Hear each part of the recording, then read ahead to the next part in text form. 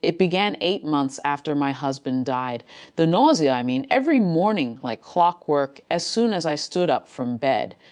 The first few weeks I blamed grief. Everyone says it lives in the body, that it takes physical forms you don't expect. I expected sadness. I didn't expect to spend my mornings kneeling on cold bathroom tile, waiting for my stomach to settle. The doctors ran tests. Then more tests. They used words like idiopathic and psychosomatic and anxiety presentation. They suggested therapists. They suggested dietary changes. They suggested I was under more stress than I realized. I knew I wasn't under stress. I was under something else, something I couldn't name, but I took their suggestions anyway. I cut out caffeine. I tried meditation. I ate smaller meals. The nausea continued its faithful attendance, as regular as the morning light through my kitchen window. My son visited on Sundays. He'd started coming by more often after his father died, which I told myself was sweet. He'd bring groceries, check my mail, make sure the gutters were clean. Little attentions. The kind of thing a good son does. The necklace came on a Sunday in March. He said he found it in an antique shop downtown, that the moment he saw it, he thought of me. Old-fashioned, he said.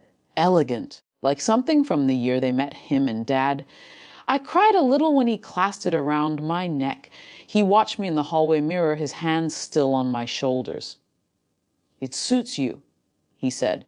I wore it every day after that. It became part of my body, the weight of it against my chest, so constant I stopped noticing it. Just like I stopped noticing the nausea eventually.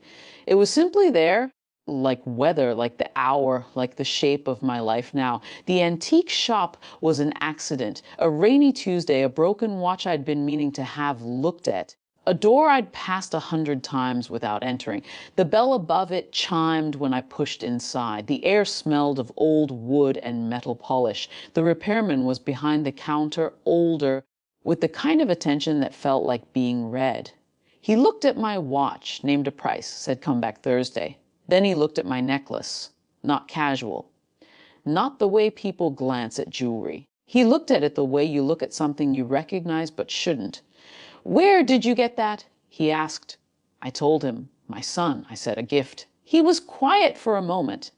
Then he said, "May I?" I didn't understand what he was asking. He gestured to the necklace. I leaned forward across the counter, and his fingers found the clasp. Not the clasp I knew, but something on it, something tiny, something my fingers had never thought to examine. "Take it off," he said, "right now.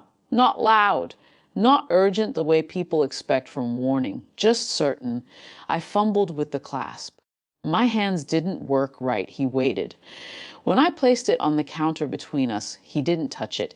He took a small tool instead, something like a jeweler's loop, and leaned close. Then he turned it over and showed me what his eyes had seen. A compartment, microscopic, hidden in the metal where the clasp met the chain. I'd worn it for 9 months and never knew it existed. He opened it with the tool. Something inside caught the light. Later, I would learn what it was. Later, I would sit in a police station with an evidence envelope in my lap, listening to a detective explain about slow-acting substances and gradual accumulation, and how difficult they are to trace when administered in small enough doses over long enough time. But in that moment, I only knew that my heart had stopped and then started again, and that I was suddenly aware of my own body in a way I hadn't been for almost a year. The nausea, the mornings, the doctors who found nothing, the son who watched me put it on.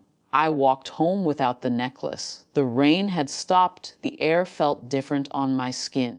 Or maybe that was just me noticing that I still had skin, still had breath, still had a life that someone had been very patiently, very quietly trying to end. The next morning I woke and stood up and waited. Nothing came. The morning after that, still nothing. I sat on the edge of my bed with my hands in my lap and did the arithmetic. 9 months of mornings. 9 months of something entering my body while I slept, while I wore his gift against my chest, while I told myself his Sunday visits were kindness. He came that weekend. Sunday dinner, like always. I made pot roast. He asked if I was still wearing the necklace. "I lost it," I said. "Must have fallen off somewhere. I'm so sorry." His face moved through something before it settled, recovered. Told me not to worry, it was just a thing, things can be replaced. I said I supposed they could. We ate dinner, he talked about work. I listened. When he left, he hugged me at the door, and I let him, and I felt nothing at all. The necklace is in a file now. The police have a name, an address, a slowly building case. The repairman had seen something like it before, years ago, in another city. Some patterns repeat. I haven't pressed charges. I haven't confronted him. I haven't done anything except wake up every morning without nausea and sit with what I know. He doesn't know that I know. That's the part I think about most, not the what or the why. Just that he comes to dinner and I make pot roast and we talk about the weather, and underneath all of it is this: I am carrying something he gave me still, and he has no idea. Some truths are not for resolution. They're just for carrying. The mornings are quiet now. I stand up and my body obeys.